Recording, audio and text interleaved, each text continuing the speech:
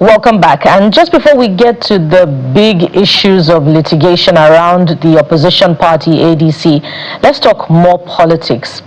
And to set the tone for that, ahead of 2026, what we saw was an abundance of endorsements and defections to the ruling All Progressives Congress, endorsements now to President Bola Tinubu to contest the second-term presidential election.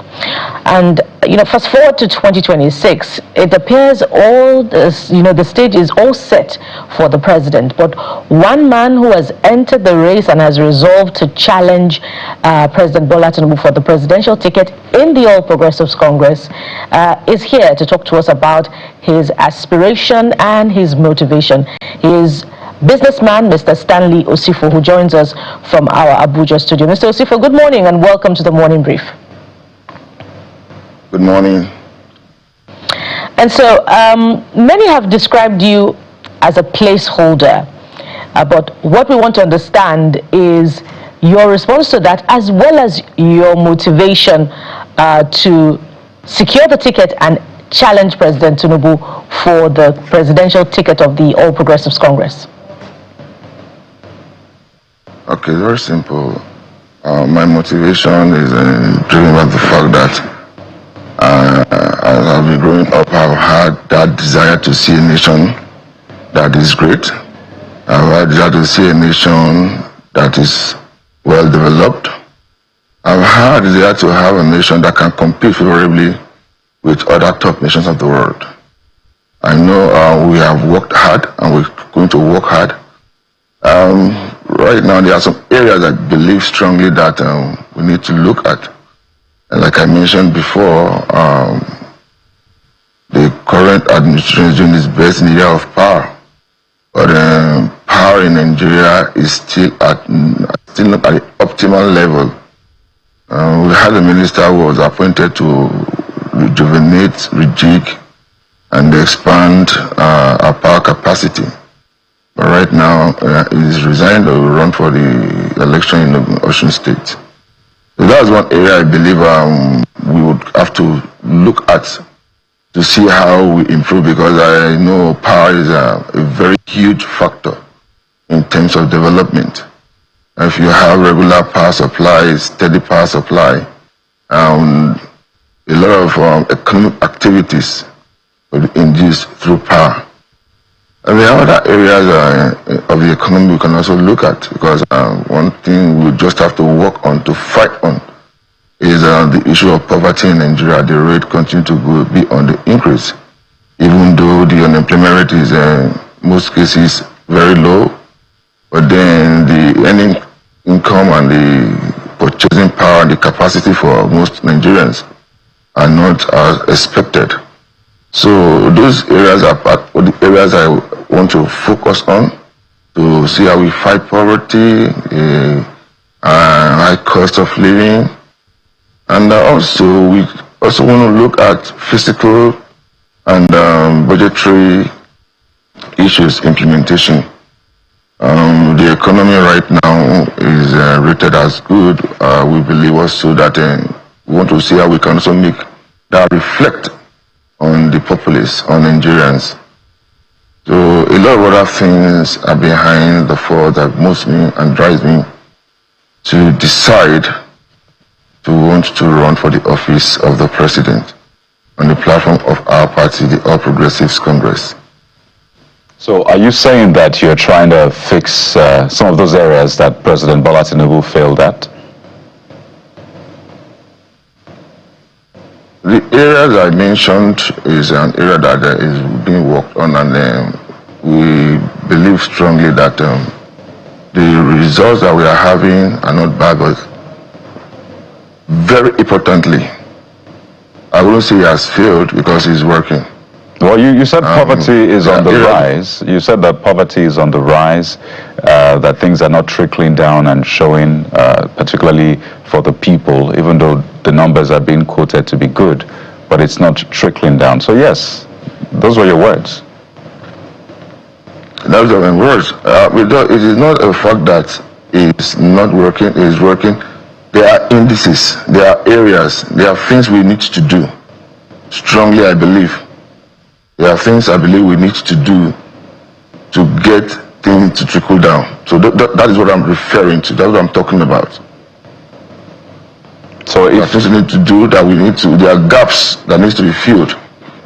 Right. So if we say the economy is okay and people are not feeling it, yes. I just want to be clear on your angle to this. So you agree poverty is on the rise, right? Yes, it's on the rise. So has the president done well or failed in that area? When we talk about poverty, the president is an individual. I want us to look at our issues nationally. That is the way I want to handle things, because we are all positioned at different places to carry out our duties and responsibilities. So when you lead and then you give people responsibilities and they are not performing, or they have not performed well, there is a need for them to be told. And if they perform well, there's also a need for them to be told that they have done well.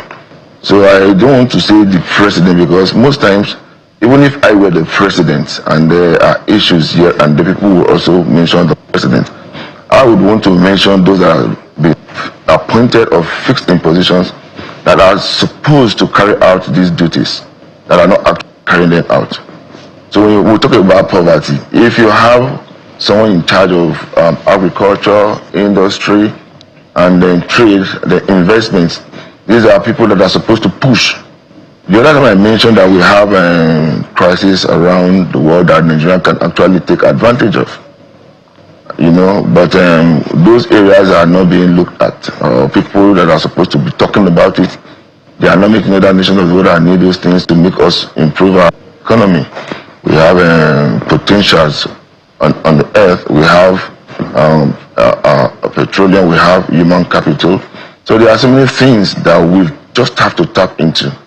And that is why I came up with the idea of metamorphosizing Nigeria.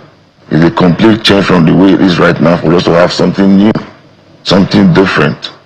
The way of handling things, the way of doing this and everything. So these are the issues, these are the things that I want to look at. I don't want to talk about governance, so let me take it in bits. Let me stay with you on politics, Mr. Sifo. Politics at this level is a serious business. It's not a joke. It's a big business, and everybody has a right to aspire, just like you. Hello? Can you hear me? Hello? Mr. Sifo, can you hear me? I can hear you now. Can you hear me, sir? Yeah, I can hear you now. Okay, fantastic. I said everybody has a right to aspire to be anything in Nigeria, because that's what the law says. As long as you meet the criteria, you can aspire. However, it's a serious business to try to run for office of president. So if we have time, engage you on key governance issue, let me engage you on political issue. Do you really think you're known at all? Because for me, for instance, with the greatest sense of respect, I've never heard your name. I don't know whether how many APC members even know your name. The reason I'm referencing that is because in the last primaries of the APC, the president had to go to Abeokuta for what we call the Abeokuta Declaration for Miloko.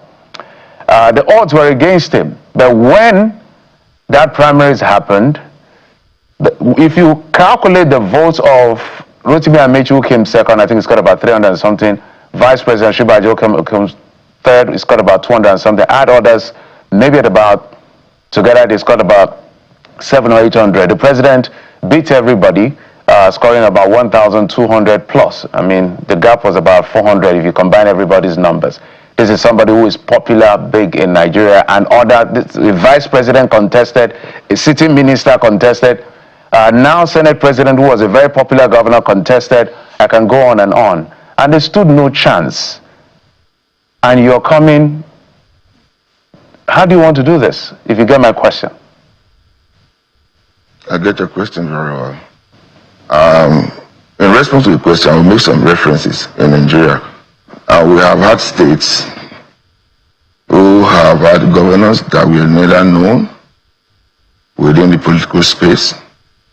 And they come in for the very first time, won election as governors, and they performed averagely well. I'll give an example of the former governor of Akwa Ibom State. I think the present governor too, who happens to be a pastor as well. We have a governor in the north, Umara Zulum, coming in for the very first time. Most of these people came up as what you say unknown, and they came in and they performed well. I believe it's better for you to say, okay, this person is unknown, let him come into the system and bring in something fresh, than the one that you say, okay, this person is known, and then the system or the operational system is continually recycled. So for me, you may say you don't know me. I believe Nigerians are social media savvy. It's not my first time of coming out to run for the office of the president. In 2019 elections, I came out, I purchased the form, and also in 2023, I did come out, and here I am. So for those that would say they not heard of the name of Sifo Stanley, I think they are hearing it. Those that have heard it, they know. So sometimes you may not know everybody. You may not know everybody, but with time you get to know. And that is the way things are. You seek knowledge to know.